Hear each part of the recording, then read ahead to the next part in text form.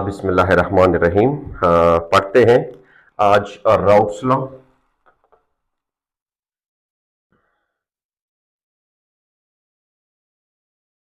Routes law देखिए, राउट जो है वो साइंटिस्ट है। उन्होंने अपने ही नाम पर एक लॉ को इंट्रोड्यूस किया जिसको हम राउट्स लॉ समझते हैं। एक कानून बनाया, लेकिन इस कानून से पहले हमने तीन चीजों को पढ़ना है। First one that should ideal and non ideal solution को भी देखना है कि ये कौन से सोल्यूशन होते हैं। आइडियल सोल्यूशन जो कि बात हम कर भी चुके हैं, टच दे भी चुके हैं। नंबर बी में है हमारे पास मोल फ्रैक्शन। इसको भी समझना है कि मोल फ्रैक्शन क्या चीज है। और थर्ड जो है हमारे पास वो है वेपर प्रेशर। वेपर प्रेशर को भी समझना होगा। यानी रॉड्स लॉ के लिए अगर ये तीन चीजें आपके पास है, इनके बारे में आपके पास नॉलेज है, तो इट मींस दैट फिर आपको मसला नहीं होगा। फर्स्ट वन जो है, हाँ, डिस्कस करते हैं ए को। Ideal solution, ideal solution and non ideal solution. इसका मतलब क्या है? आइडियल सोल्यूशन कौन सा सोल्यूशन होता है? The solution which obey the rods law. Rods law को क्या करता है? ओबे करता है, मानता है। और ये रॉड्स लॉ को नहीं मानता। अहम बात जो इसमें मैं कर चुका हूं ऑलरेडी वो ये है कि यहां पे change in volume must be equal to zero. यहां पे हम बात कर रहे थे कि change in volume is not equal to zero. ये बहुत इंपॉर्टेंट पॉइंट है। सेकंड जो है, यहां पे हमने कहा था कि change in heat, change in enthalpy must be equal to zero. यहां पे change in enthalpy is not equal to zero. अगर स्टूडेंट इस बात को भी आप समझे ना, तो आपका काम हो सकता है। कैसे? फॉर एग्जाम्पल, मेरे पास एक सोल्यूशन है। ये हमारे पास है एक सोल्यूशन नहीं है बल्कि एक सॉल्वेंट है। अब ये जो सॉल्वेंट है इसको हम कहते हैं क्लोरोबेंजीन। क्लोरोबेंजीन है। अब एक दूसरा बीकर है जिसमें हमारे पास पड़ा हुआ है, that is bromobenzene, B R.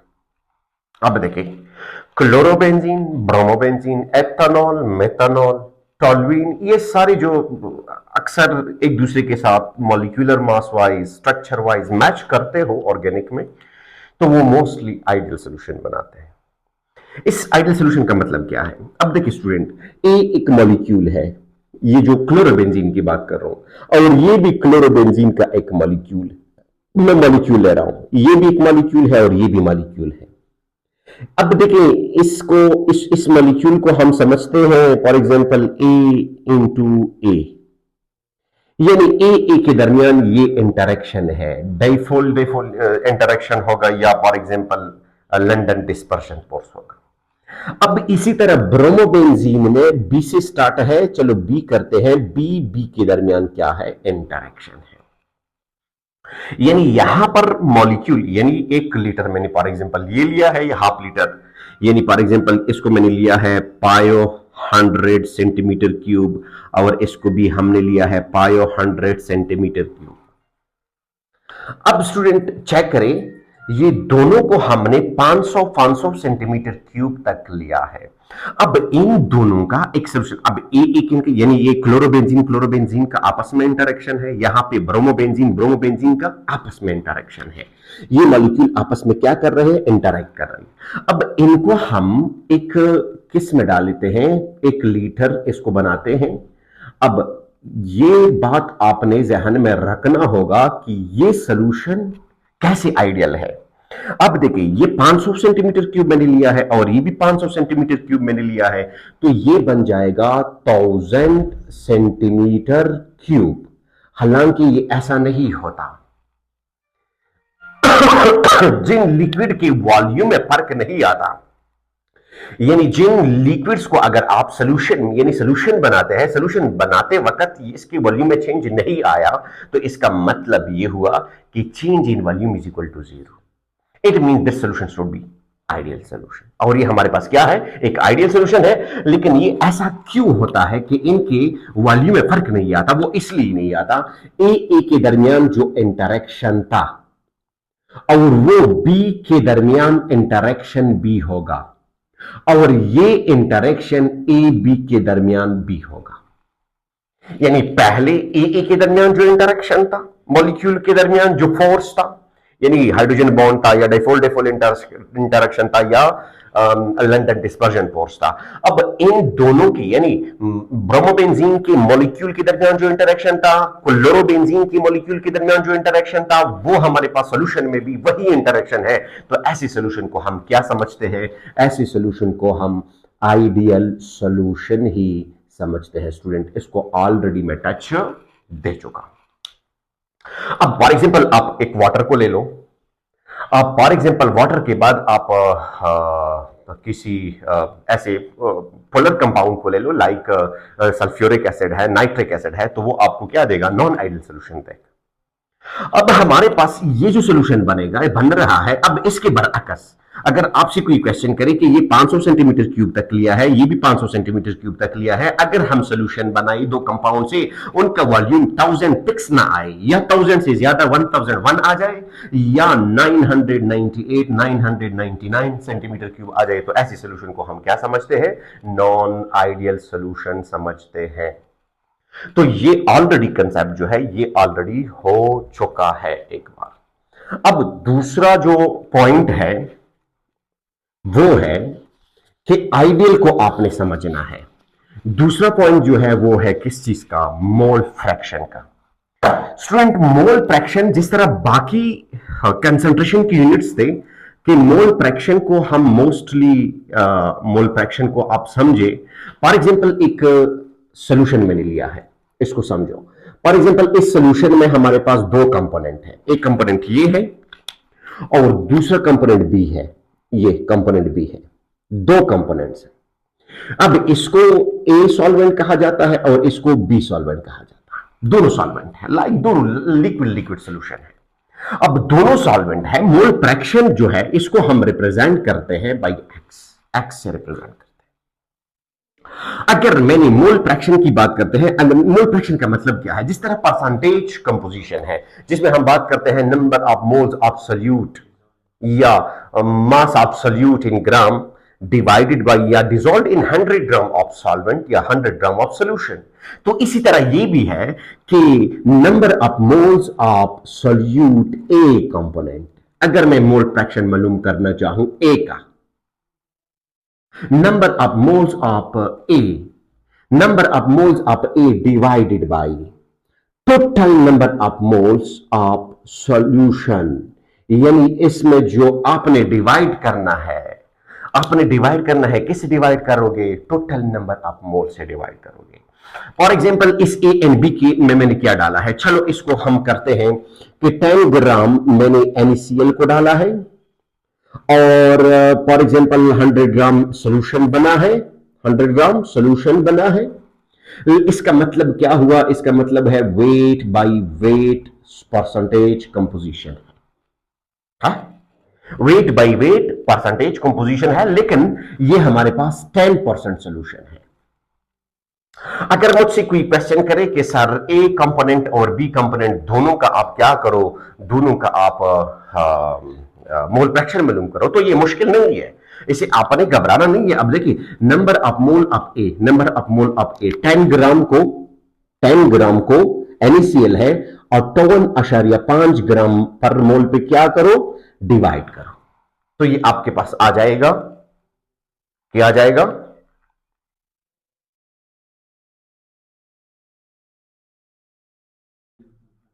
Zero point 0.17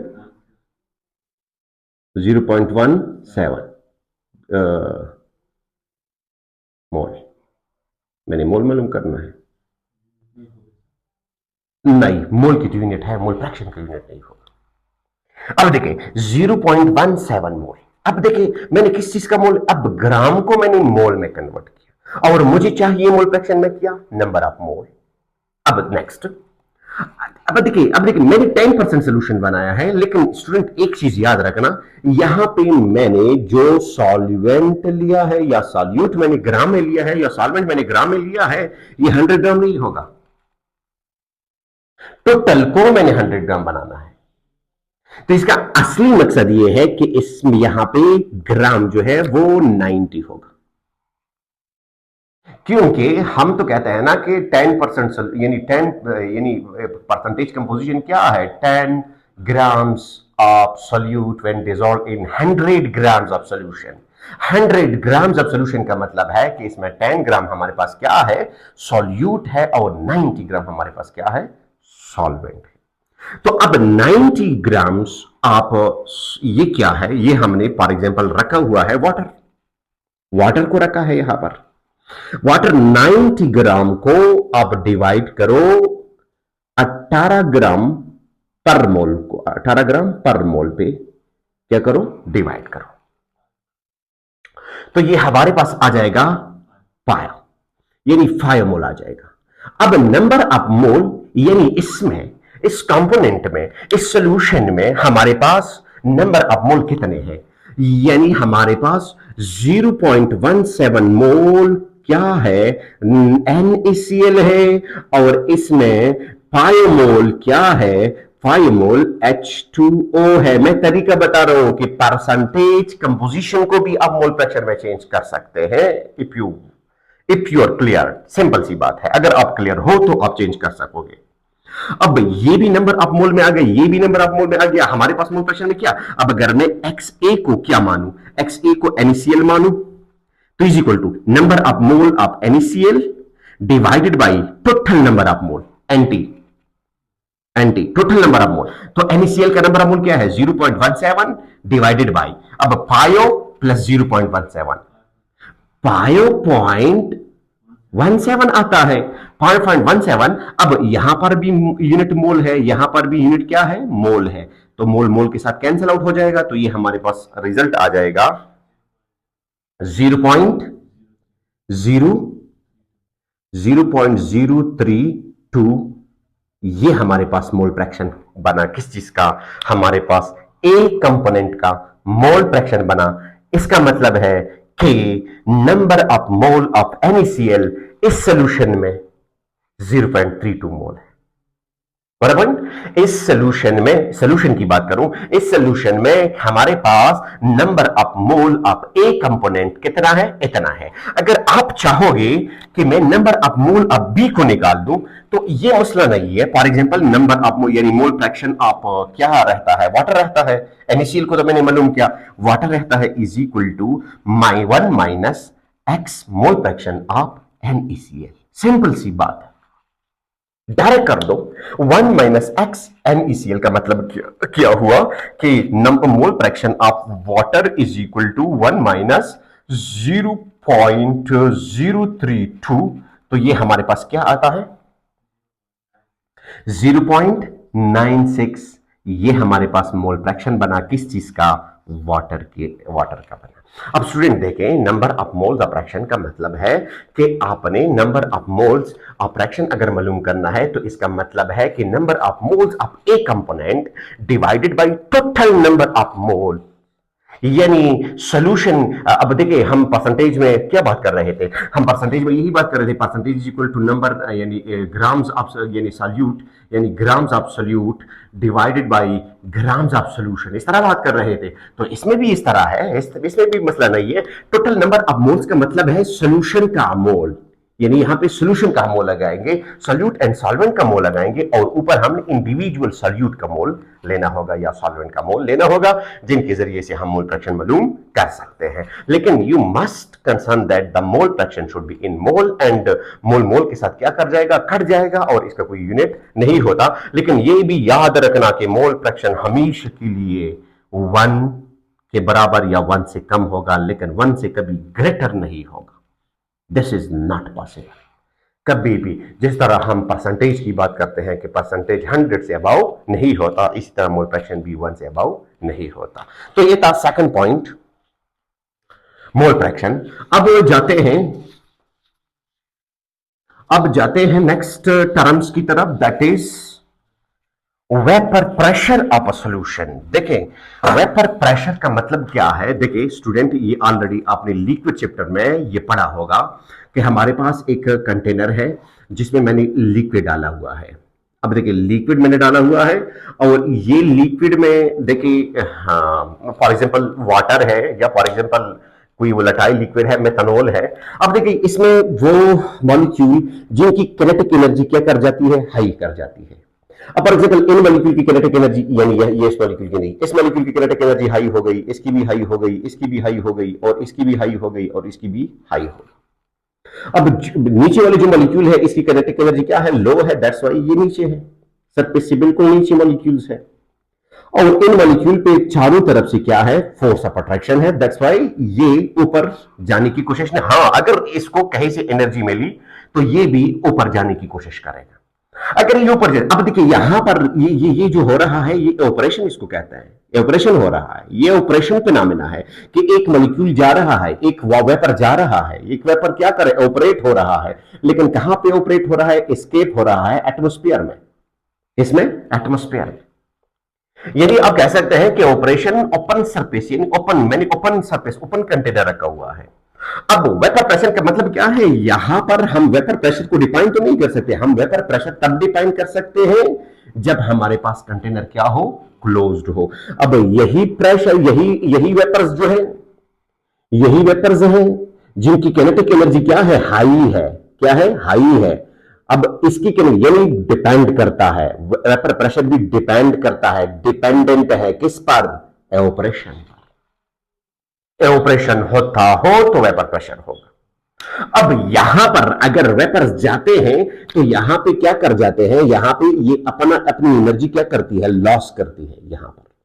यहां पर ये जब स्ट्राइक करती है तो अपनी एनर्जी क्या करती है, लॉस करती है। जब ये अपनी एनर्जी क्या कर रहे, लॉस करे, काइनेटिक एनर्जी क्या करे, लॉस करे, तो यहां पे वेपर्स और जो लिक्विड है इनके दरमियान क्या एक इक्विलिब्रियम एग्जिस्ट करेगा। यानी यहां पे प्रेशर एग्जर्ट करेगा बाय वेपर, यानी वेपर प्रेशर को एग्जर्ट करेगा, and that pressure would be called vapour pressure.